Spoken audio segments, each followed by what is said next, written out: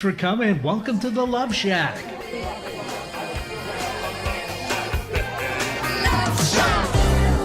Hey, welcome to the Love Shack. It's a place where we get together, explore fresh perspectives, and eavesdrop on juicy conversations to discover the things that really matter while having a little bit of fun along the way.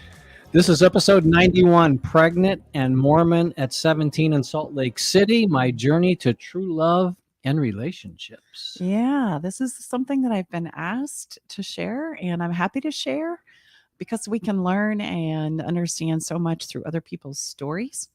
And I'm not going to lie, this is one that takes me way back to the year of 1981. And in 1981 was really when I stepped into the journey of really doing the work that I do now. But I had no idea what was coming for me. I had no idea how to navigate what I was experiencing or where I found myself. And neither did my family, right? It was kind of something like I say to our clients, we figure this stuff out as we go. And boy, has that been true for my journey as well.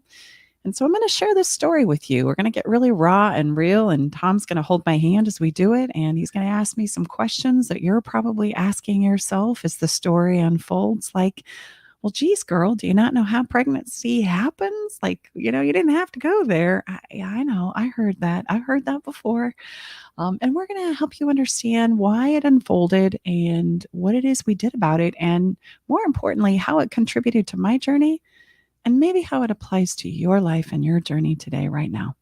So we'll be right back in a minute.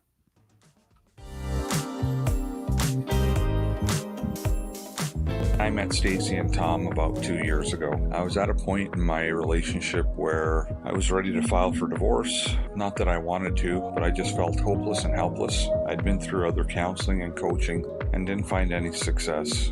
With Staci and Tom's methods, I was able to eliminate insecurities, set boundaries, plant my flag, eliminate rabbit holing. I was separated from my wife for a year, and I have since moved back home for the last 6 months now. I still refer back to a lot of the teaching that Staci and Tom provided, and it's helped me. It's well worth it. Don't let fear or doubt hold you back from learning what to do about your struggling relationship. Sign up for Staci's new mini course, 5 days to save your relationship, to learn the 3 things you're missing from your relationship and get the exact roadmap you need to take to save it. Get instant access at stacibartley.com/5-days. That's stacibartley.com/5-days. Are you ready to venture off the beaten path, expand your mind, raise your consciousness, and open your heart? Allow me to entice you with interviews with amazing souls from around the world. Indulge in history, mystery, science, and spirituality. There's weekly skin tips, live esoteric readings, and answers to life's burning questions. So come join me, Sakura, your host, intuitive medium and spiritual hypnotherapist, each Wednesday at 2 to 3 p.m. right here on KKNW for Love from the Hip. Hi, I'm Coach Debbie from Story U Talk Radio, and I want to encourage you to write your book. Weekly, I offer topics about style and storytelling. I take your questions on our live show every Thursday at 4 o'clock, or you can subscribe to Story U, that's capital U, on any of your favorite platforms. Hi, I'm Staci Bartley, the author of my new book, Feeling Like Marriage is Dead, a divorce mediator's guide to ensuring a lifetime of love. In this book, I integrate a no-nonsense grip on reality with a compassionate understanding of human behavior to provide you with a systemic approach to marital bliss that is easy to understand and implement in your life. Read this book to find out how to make marital magic happen, and you can do that by going to lifetimeoflove.me. Again, that's lifetimeoflove.me. Alternative Talk 1150, local talk for the body, mind, and soul. Welcome back inside the Love Shack. We are your hosts, Tom and Staci Bartley, and we're going to step into a very important and very impactful story and real life situation in Staci's life starting at the age of 17. And the reason why we want to travel back here is because it helps us start to understand the experiences that we have in our lives really impact us, and they help us become who it is we have the capacity to be if we hold them in that light. So I'm going to invite you to travel back with me to the year of actually 1980. And the reason why this was a significant year for me is after being with my mom for 10 years, just her and I, my older siblings had left the home. My father died when I was quite young. So my mom and I had spent 10 years basically doing our own thing. And she met somebody, and his name was Stan, and they fooled around and fell in love. And in the year of 1980, they decided to marry. Now, that all sounds great on the surface, but the thing that we don't share much about is that the fact that Stan and I didn't like each other so much. There was no love lost between us, and he wanted and loved my mom deeply, but had to deal with this teenage girl now who's about 16 years old. And so as we moved into his home, which looking back might have been something to consider, he put me in the basement and basically said, don't create any kind of a ruckus. And I said, okay, I'm gonna do my best. Now, our household was very Mormon. He had been a Mormon bishop, and for those of you in the church, that's going to mean something. And for those of you who are not in the church, it's not going to mean anything at all. Basically, think of it like a priest. Like there's a conduction of a congregation, and being a bishop is a very significant role where you have shall we say, influence and the responsibility of taking care of many people inside of your ward, which could consist of about 300 families tops. And he had done this for many, many years of his life. And my mom was very dedicated to the church as well. And quite frankly, so was I. This was all I knew. I was born and raised in the Mormon faith. And of course, there is a very explicit rule that you do not have sex before marriage. And it's so explicit that they categorize it in the shall we say, the sin category right next to murder. So if you end up having sex before marriage, it's a sin that lays right below taking someone's life. So it's a pretty big deal. And there's a lot, especially as you like come up in the church as a young woman and a young man, there's a lot of conversation about how to withhold the biological drive to procreate in the church. There's a lot of maybe not so good metaphors, like, nobody wants goods that they don't, they can get for free. Why would you? There's a wonderful saying that's coming to my mind right now that says, why would you pay for the cow when you can get it for free? Terrible. But these things are taught and promoted to help us err on the side of being able to abstain from sex or the engagement of any kind of a biological drive to make sure that we can make it to the temple to marry for time and all eternity. And I don't know how long that is, but it seems like a pretty long time, even now at facing and looking at 60. So I'm going to just try to keep things for us listeners that don't maybe have the familiarity with this particular faith and body and religion. Certainly sounds to me that what happened to you, the choices that you made, was about as far away as the typical kind of storybook upbringing, if you will. What happens to a young woman and a young man in this faith? Well, yeah, and I always thought that I would do it by the book. That's the interesting thing. I always thought that I was going to be a really good Mormon mom, and I was going to marry, and I was going to have my kids under the guise of what I had been taught and what I truly believed in at the time. And then here's what happens, and this often happens in our lives. I moved in with Stan and my mom, and as I had already shared with you, there was no love lost between us. Like, we would just as soon not be in the same room together, and he tried to be this influence in my life from a very punitive standpoint of view. Picture this. He was a tank commander in World War II in France. And he was a hardhead, and he didn't have room for dialogue. It was kind of his way or the highway. And quite frankly, I also didn't appreciate the way he treated my mom. And so it set up this dynamic in our home after we had moved in and they married in the summer of 1980 of me trying to protect my mom, of because I'm coming from a place where this was never part of our family. There wasn't a lot of like bullying and control and posturing and things that in this day and age we would call like narcissism. And he would mistreat my mom, and my mom was trying to decide how to navigate that. And when my mom says she's going to get married, especially in the church and in the temple, like that's a big deal. Remember, it's for eternity. And so she's trying to make this good, and she's very committed to making it right. And it created this dynamic where I was very much standing up for my mom, and it would put my mom directly in the middle. And I could tell that she was really breaking down, and that the conflict between Stan and I was becoming highly acute. In fact, even after the death of my dad, and watching my mom navigate through that as a very young girl, I'd never seen her in such a state that she was in after marrying Stan. Like, it took her to these deep places where I would come home from school and she would be in the room crying and not being able to get up for the day. My mom was never like that. Like, there was a strength inside of her that I always, and a resiliency that I always knew was there. And as this unfolded with Stan, it didn't help my relationship, thinking that you're unkind, you're mistreating, you don't get to do this, in my 16-year-old wisdom. So needless to say, it started to play out a lot of conflict. And I could tell that my mom was the one that was paying the ultimate price, being in the middle. And so along comes my high school boyfriend, and my high school boyfriend had big muscles and a red truck, and he could come and get me and pick me up. And quite frankly, I think my mom preferred it when I was out of the house, because it would kind of keep things quiet for her.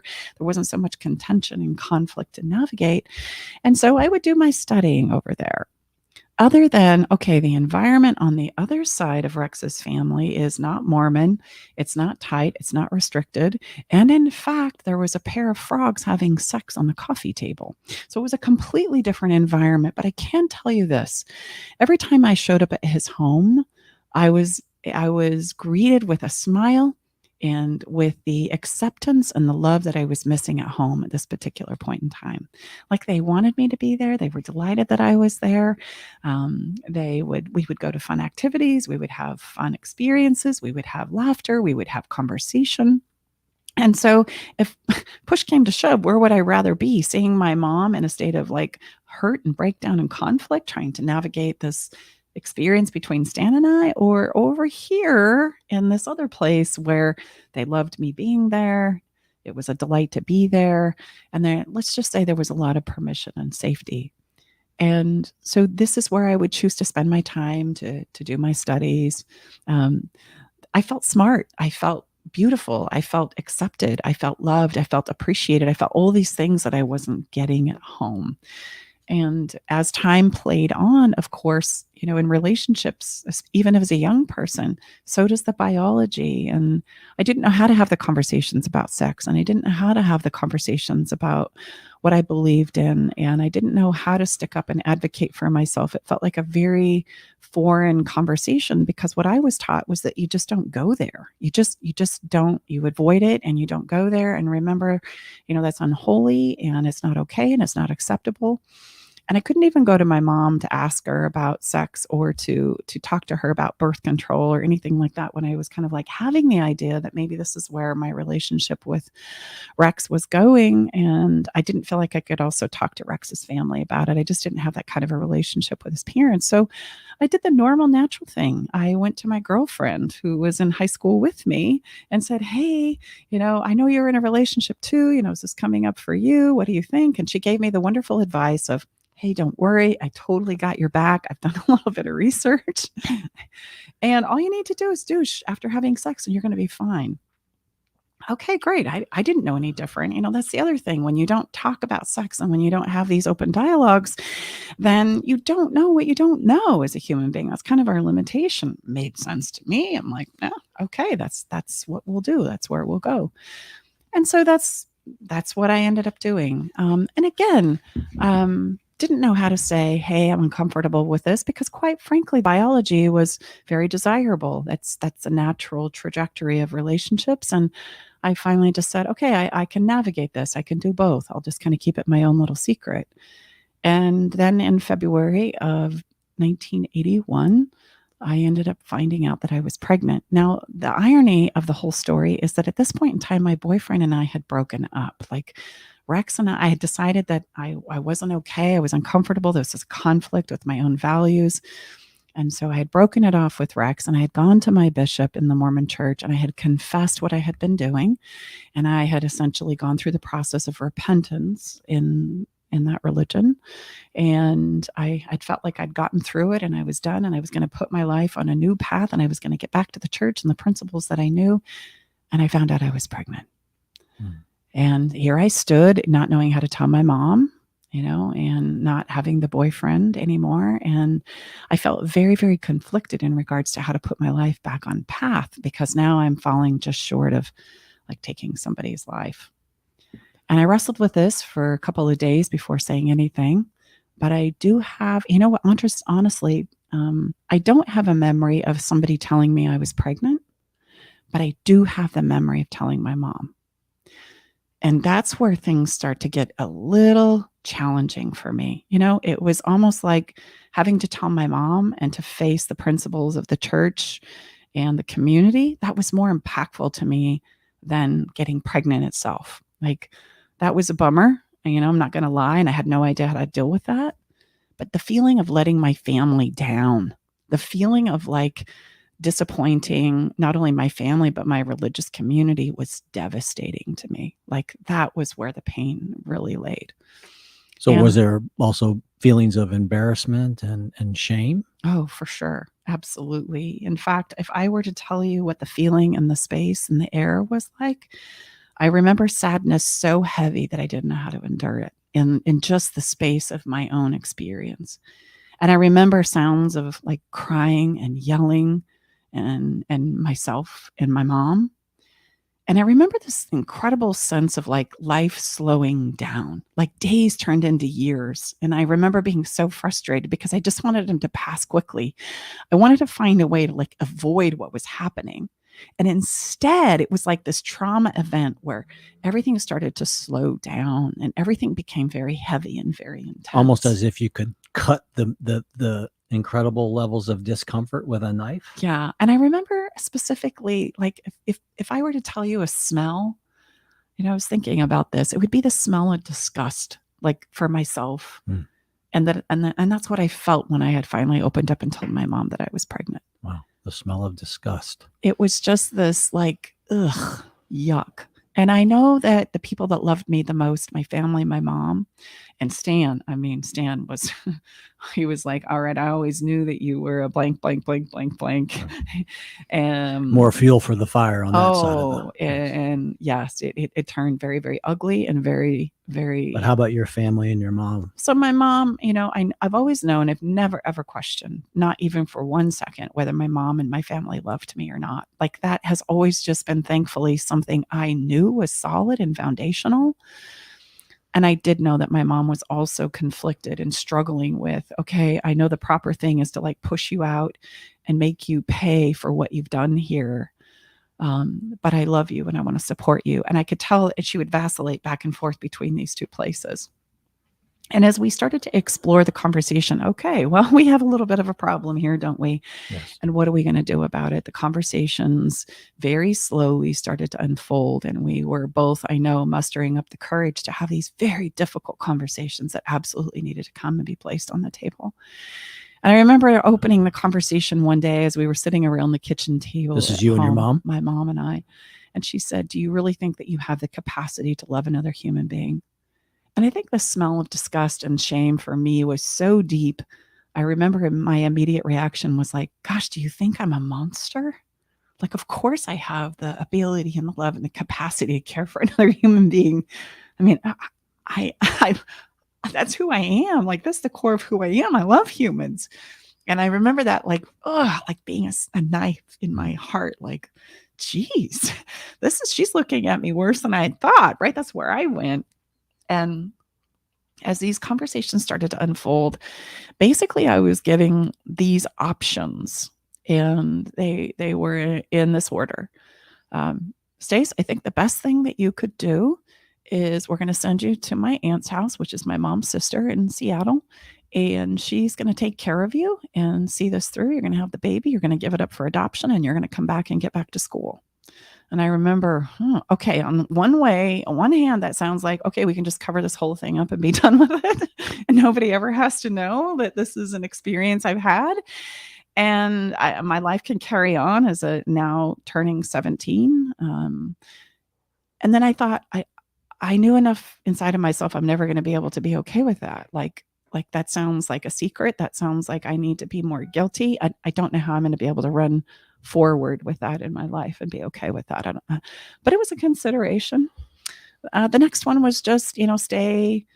Well, you know what? I can't say stay. Adoption was also offered to me, to my brother. And I have a brother that at this particular time, ironically, had lost a beautiful baby by the name of Emily to a stillborn at about 8.5 months pregnant. And they were very much grieving loss of this child. And for the family, this seemed like a ha-ha, the replacement for this beautiful daughter that they had lost. And ta-ta, this is going to work out perfectly. You can still have access to the child. You can go back to school. We're just going to pass you along to my brother's family. And we had some pretty in-depth conversations with not only my mom, but my brother and his wife. They had 2 children at the time, and it was very kind and thoughtful for them to offer that to me. And then, of course, there was the option of get married. You're going to call up Rex. You're going to let him know that you're pregnant, and the 2 of you are going to get married, and you're going to pretend like nothing. This is normal and this is natural, and you're going to make this right. That was the way to make it right and get my life back on track. And that was even more preferable than, shall we say, the adoption option. So never was the option to not get married, have the child, and we'll support you however we can, and you'll raise this child as a single parent. No way. Like Stan even came to me and said, if you think for 1 minute I'm going to support you through this and that you can live here and have this child, you need to know right out of the gate that is not going to happen. So clearly that was not an option. And notice that wasn't even part of the dialogue. And I'm sure my mom and Stan had some very intense conversations about that. Oh, yes. And I explored abortion on my own. Like that same friend, by the way, she ended up pregnant in the same year. We have kids the same age. She had a boy and I had a girl, because of her fabulous advice about, sex and how to not get pregnant. Anyway, story for another conversation. She went with me and we actually explored what that might look like too in my moments of desperation.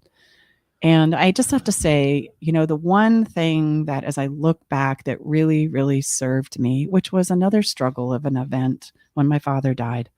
When my father died, I was kind of bounced around from aunt to uncle, aunt to uncle, aunt to uncle. And I didn't know it at the time, but as I grew into adulthood, I realized that my mom was trying to protect me from all the upheaval and grief and logistics of my dad passing, as well as freeing her up so that she could be at the hospital more often with him.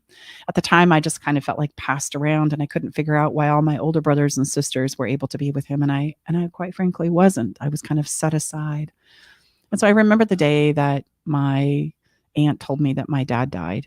And in that moment, all I really wanted was just my family. I wanted my mom to tell me it was going to be okay. I wanted my brothers and sisters to surround me. I wanted what was familiar to me. And I had to grapple with that on my own. And I remember finding a swing set where, for whatever reason, while I was swinging back and forth in that swing, I was able to find a peace within inside of myself that somehow told me it was all going to be okay. And of course, when I found myself now fast forward, a few years, 10 years to be precise, as a pregnant mom, having these options and not knowing which one to choose and which one was going to help me move forward in my life. Thank goodness I had had that experience, because I knew exactly where to go back to. I went back to that place where I felt like I could find my answers and to gain some comfort and some foundation and footing in regards to what was really going to work for me. Because what I became really attuned to was that the decisions I make in this moment are going to affect the rest of my life. Everybody else is going to go on and be able to do life as they know it, for themselves. But the decisions that I make, whether to keep the child or give the child up, give it to my brother, go to my aunt's house, those were going to be impactful moments to me and how I was going to view life and myself going forward. And I think that's a really important thing to take note of. And so I mustered up the courage eventually to decide I was going to get married. But I must confess, in my 17-year-old, like, should I trying to avoid this or face this head on, right? As I'm mustering up the courage to make this very, very difficult decision. I had a boyfriend that was madly in love with me. And I remember him calling me and saying, This is "Stace," someone in a not Yeah. not the father. not the father. He calls me and he says, "Hey, I've always been crazy about you." He used to call me Sweet Pea. Sweet Pea, I got you. I don't care that you're pregnant. We're going to raise this child together. I'm going to save you. It was like he was trying to rush in and save the day. And I was totally buying it hook, line, and sinker. And he says, "We're going to meet me at the train station. And we're going to run away together, and then we can get the heck out of here." And in the moment, it was like, oh, that sounds so great. Like, oh man, does that sound like a wonderful idea? We all had those. Oh runaway, yeah. I mean, like, kind of avoid my fantasies. family and Yes. facing this and getting married and all the difficulty that was playing out and those long, long days that were continuing to just be so painful. And so I had agreed in this particular evening that I was going to meet him at the train station. And the So you next had thing, your bag packed. oh, I was in the process of packing it, actually. And I just literally hung up the phone and started packing my bag. And I call this a Gus moment, God, universe, and spirit kind of intervening on my behalf. And my sister showed up, and my beautiful sister, who I love and adore so much. And she just sat down on my bed, and I know she was struggling too with how to support me or how to handle this. And knowing that my mom, she was also a huge support system to my mom as So well. at this point, just to bring the listeners up, everyone in your siblings and your mom, this was a very much of a top of mind in your family, what Staci was navigating and the family was navigating. Okay. And it went on for weeks. Like, what are we going to do? How are we going to handle this? Gotcha. Okay. Right? Should we punish her, or Right. bring her in? How do we dance? So with Stephanie this? walks in, you're packing your bag to meet your Sweet Pea, your friend, to go onto the train. Yeah. Okay. Yeah. And my 17-year-old wisdom. Well, that's a heck of a solution there. Oh yeah. It's yeah. amazing what we can buy into, though. Well, let's yeah. I just be mean, honest, sometimes yes. it's very, very difficult to turn and face Oh my the gosh. situation that you find yourself in. And for me, this sounded like a great way to avoid it all. And after all, he loved me. He professed his undying love, even when my boyfriend, the father of the child, was a part of my life, and we were in a relationship together. And I might add, he was of my faith.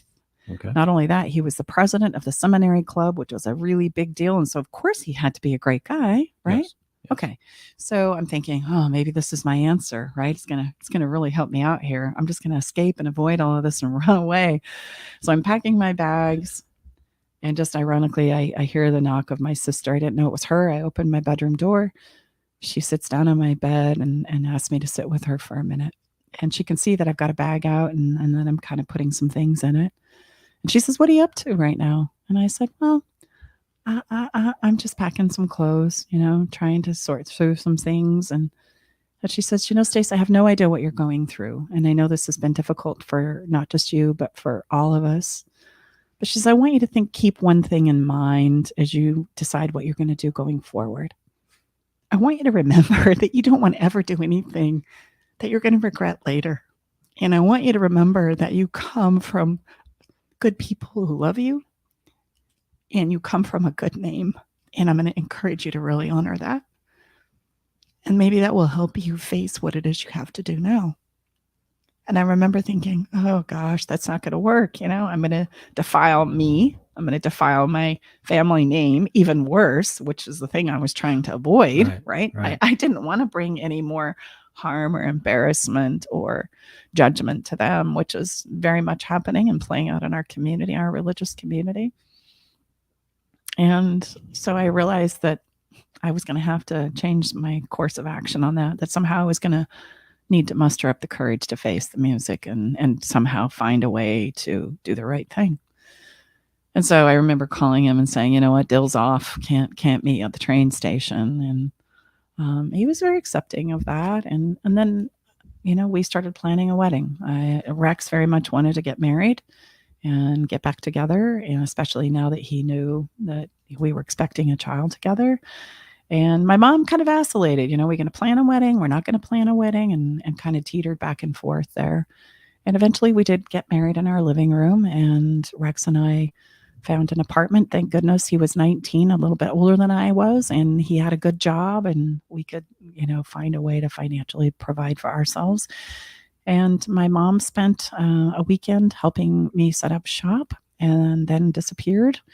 And then when I had the baby, she came and helped me for 2 or 3 days and then disappeared again.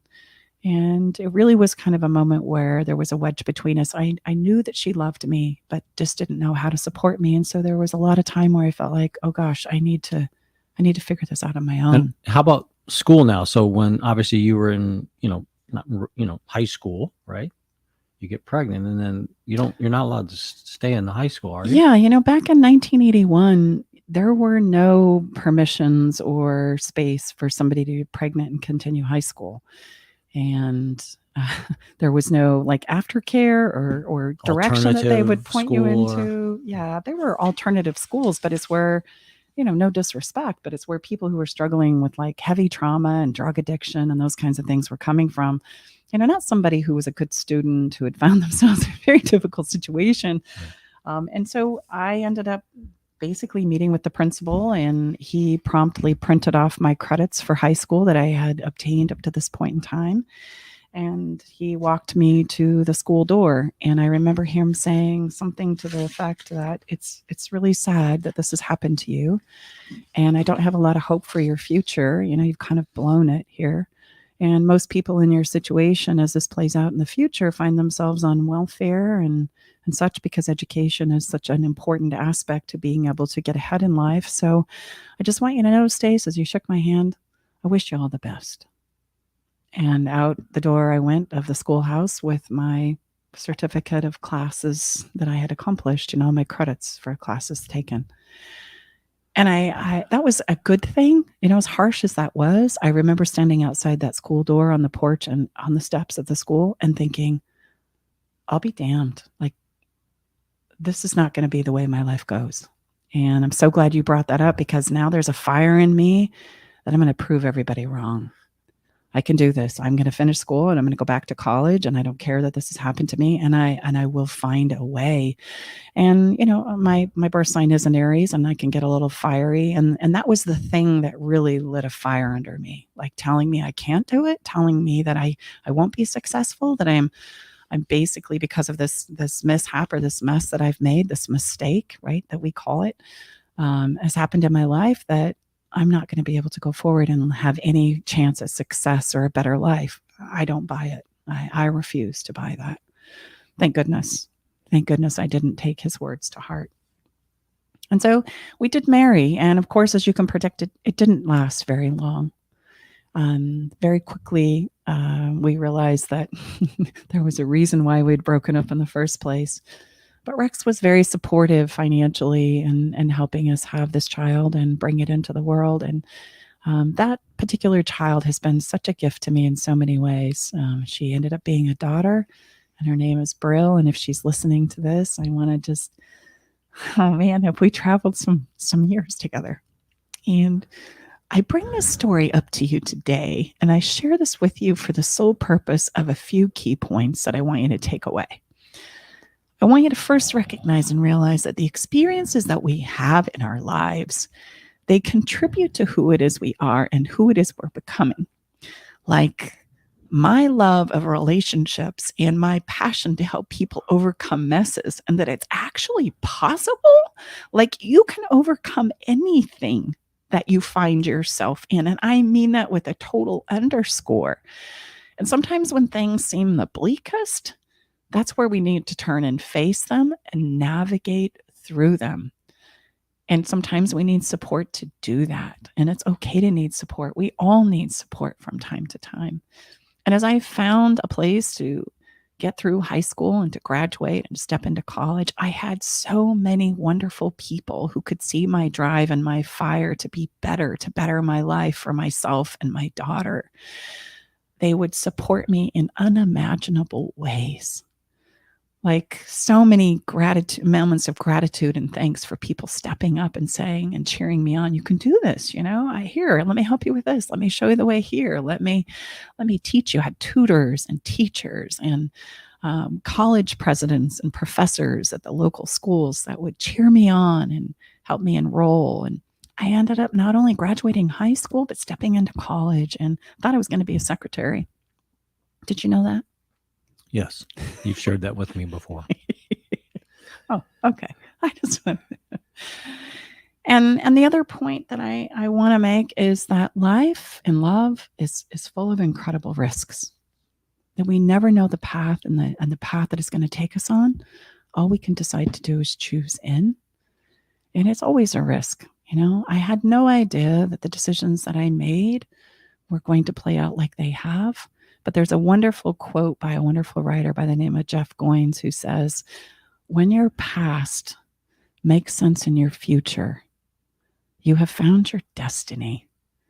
And that is so true for me, from the death of my father, helping me realize how important relationships are in our lives, that they're precious, to the struggles of trying to decide how I was going to navigate and step into the relationship adult realm at an age of 17 and finding my way, realizing that I loved being a mom, that I loved relationship, that I loved being with a special somebody.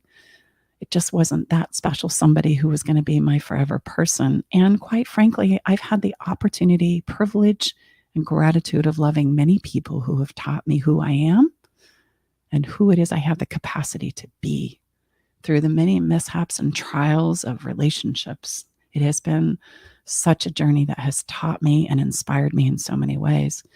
And so many of the frameworks that we teach and that we share with our clients come from these same learnings as I reach for understanding through school and science and human behavior and psychology and therapies, as well as just my own experiential journey.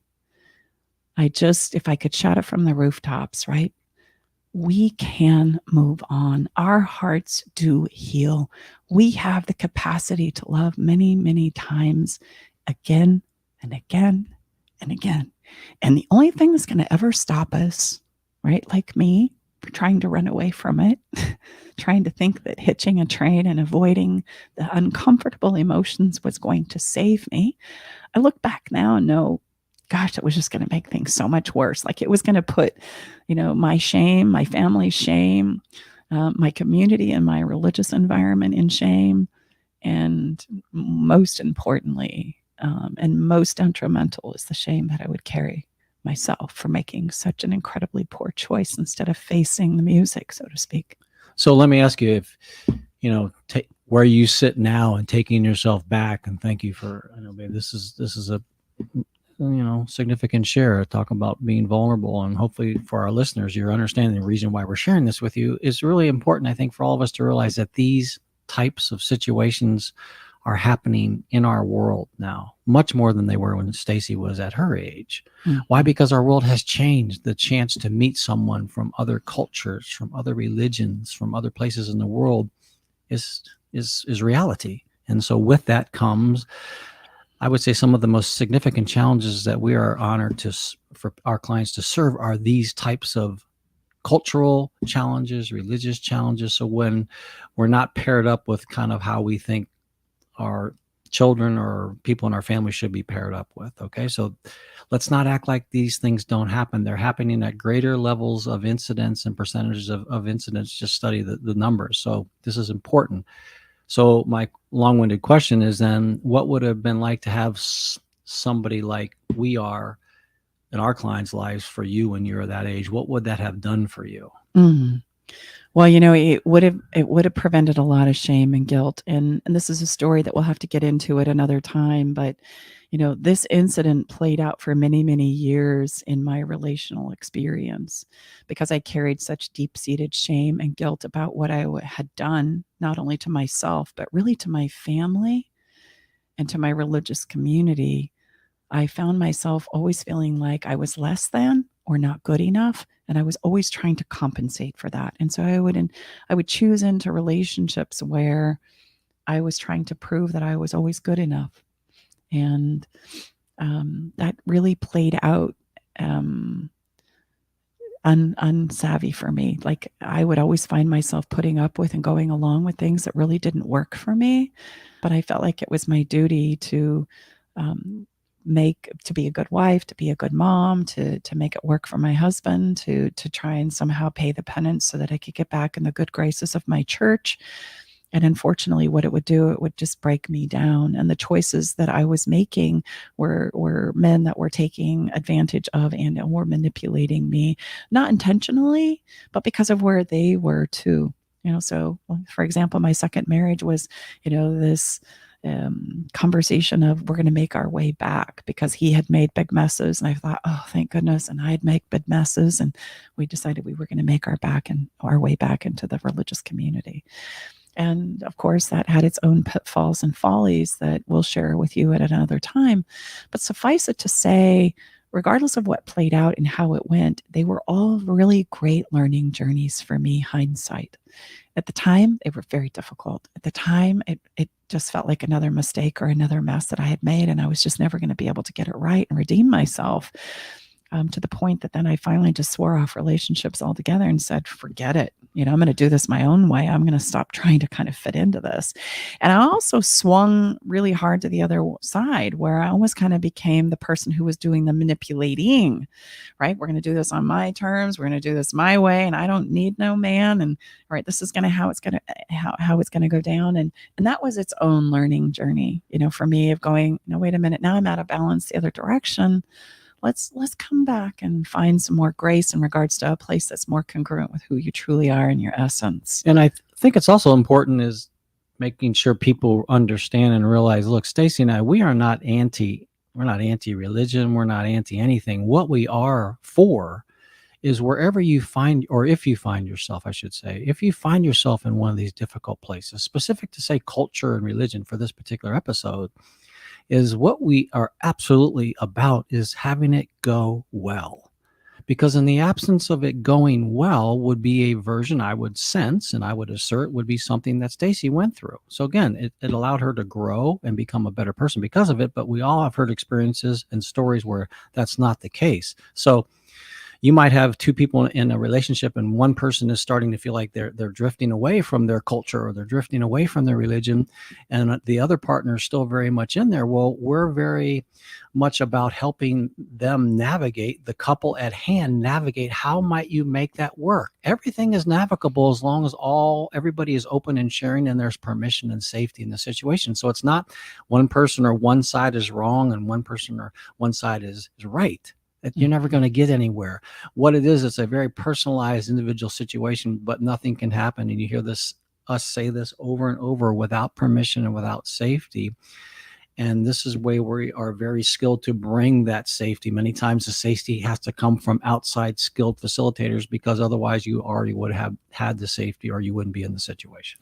Well, and I just want to point out that even though I'm no longer practicing Mormonism, most of my family are. In fact, our roots go very, very deep in that we had ancestors that came across the plains and settled Salt Lake City. So it runs deep in my family and in my heritage.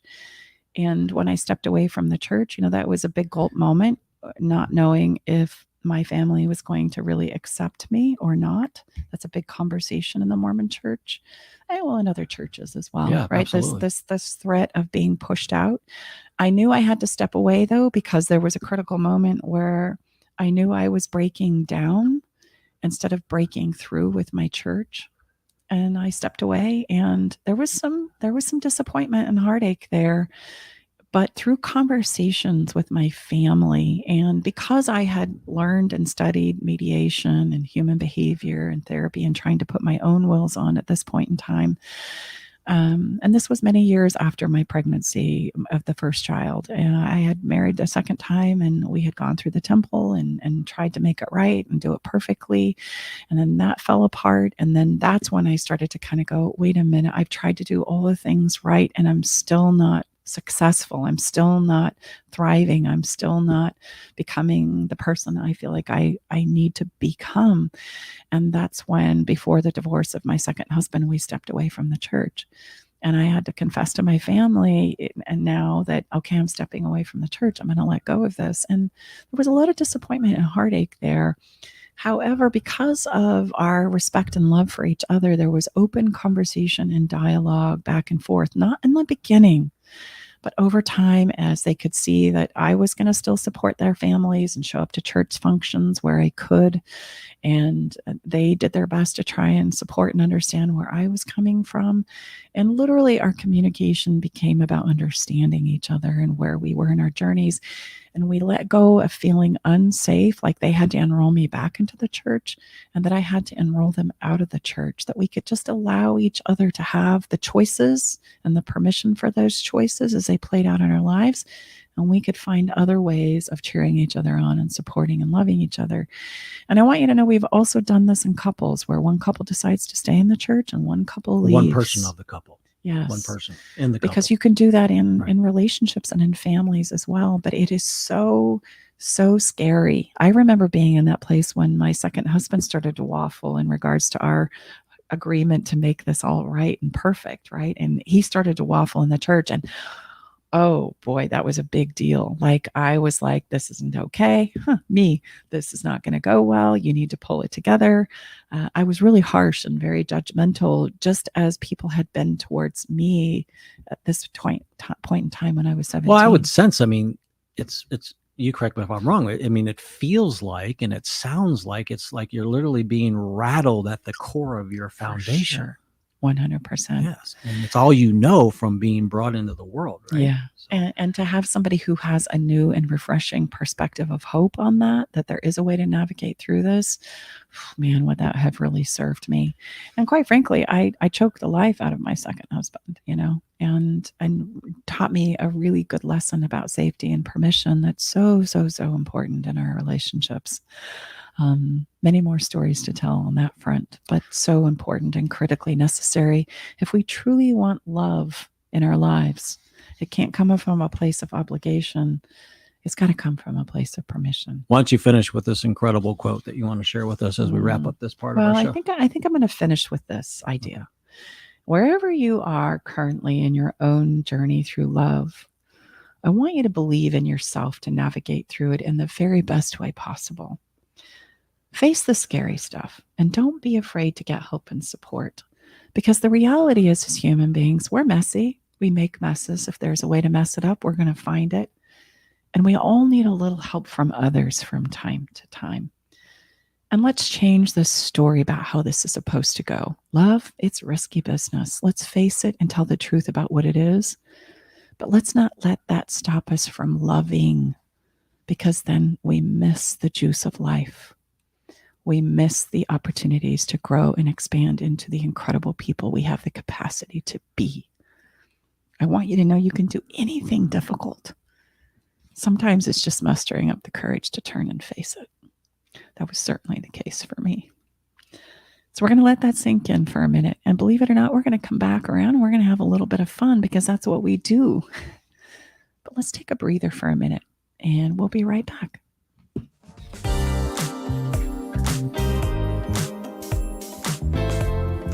Hey babe, did you know that the average couple spends only 2 hours a day with each other, and the majority of that time is spent eating, watching TV, and surfing social media rather than connecting with each other? And if children are involved, my gosh, it's even less time than that. I know, babe. That's why you created our conversation cards for connection, because they're the perfect conversation starter. So the next time you're sitting on the couch, rather than turning on the TV or grabbing your phone, pull out a card and get ready for some good old-fashioned laughter and love and connection. Yeah, you can get your cards at stacibartley.com. Alternative Talk 1150. Talk radio for the body, mind, and soul.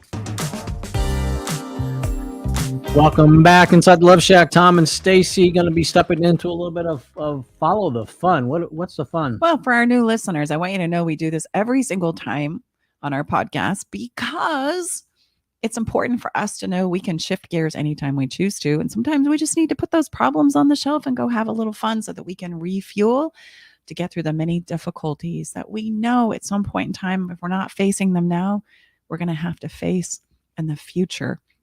And it's always the little things. It's always the simple things that refuel us, but it's got to come from a place of novelty and play.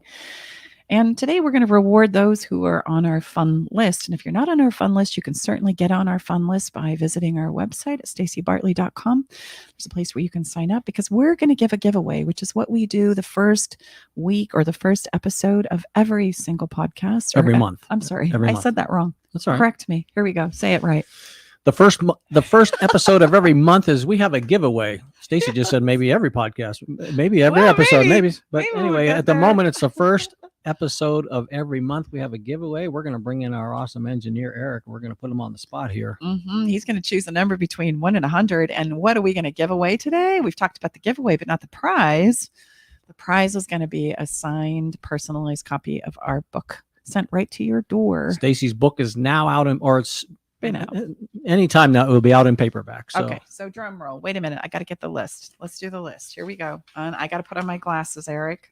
Okay. All right, Eric, go ahead, I sir. think we're armed and dangerous now. Fire away. Awesome. Well, it's July 7th. So 7th month, 7th day. Why don't we go with 77? Whoa. I thought for sure you were going to do 14. Yeah, well, see. It goes up to 77, right? Yes, It does. Well, 77, Awesome. 77. I love it. I love where you're going. So here's the drum roll as we find out who it is. Love it. We're going to go with, just some of the email. I know. Here we go. EJTB at, I'm going to leave that part off, but that's an interesting email address. EJTB. We're going to be reaching out to you via this email address.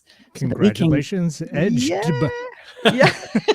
Edgeba at mystery. Yes, very good. We'll be in touch soon and receive your mailing address so that we can get your gift in the mail out to you. And as we get ready to circle this episode, we're going to also leave you with a song, because we do that every episode as well. We want you to feel what we've talked about and what we've explored together. And Great song this week, ladies and gentlemen. I think we've shared this before. It's all right. You could probably hear it episodes. every day, and it would be applicable. But man, it sure was a song. I remember the first time I heard the song, and this is a song by India Irie, and I love her. She calls herself Acoustic Soul. She's just an incredible lyricist and musician, and I resonated with her starting in about mid-1990. She had a song, though, when it came out, I literally sat on the bed and had to cry for a minute. And this song is called Strength, Courage, and Wisdom. And the words are, I must step out on faith and show my face. And man, have I had many, many rounds of that. I've been a victim for too long. Freedom is mine to take. And it's true and available for all of us. And then the chorus line says, like strength, courage, and wisdom, it's within inside of me. And it has been all along. And so I encourage you to listen to this song and let it resonate with you, especially with the conversation that we've had today. Anytime my knees are shaking or I'm feeling a little weak, like, man, this is a big one. I'm not quite sure how to face and take this one on. I'll let India Irie sing in my ears, and somehow it just helps me find and muster up the ability to turn and face what I need to face in the moment. So I hope that it resonates with you too. And that as you play that song in your own life, that you'll find the courage to face whatever might be going on in your life. And if you yourself, again, are going through something like this, or you have someone in your circle, we would just respectfully ask, share this. This is important. We all know of these types of intense, circumstances and challenges, or you have read of one or heard of one. And you know what? There is an answer. There is a solution. And this is what we do. StaciBartley.com. Work with me. We'll share very simply how we work with our clients. There's many different ways. It's not a one size fits all at all. Yeah. But the first thing you have to do is be able to turn and face it. Mm-hmm. That's usually the hardest part. I was on a train, man. I was on a train out of here. I'm not quite sure where it would have taken me. We didn't even have a destination. I don't even know how we were going to pay for it. It was just well, I think that's the real story of what many of us would metaphorically do many times, but yes, at some point in time, the answer is to be able to turn and face it. And yes, it's incredibly helpful to have skilled and objective and impartial people around us to help us take our next best steps. Yeah. And a shout out to my sister today. Thank you so much for saving the day. You have no idea how timely that was.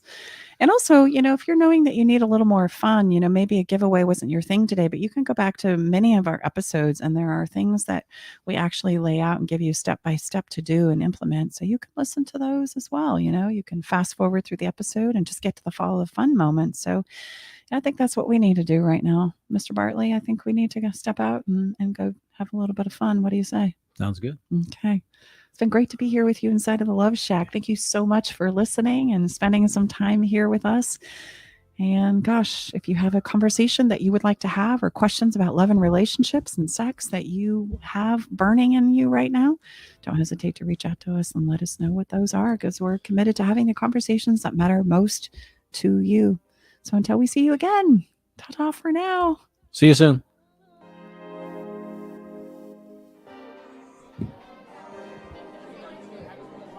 Thanks for joining us today in the Love Shack.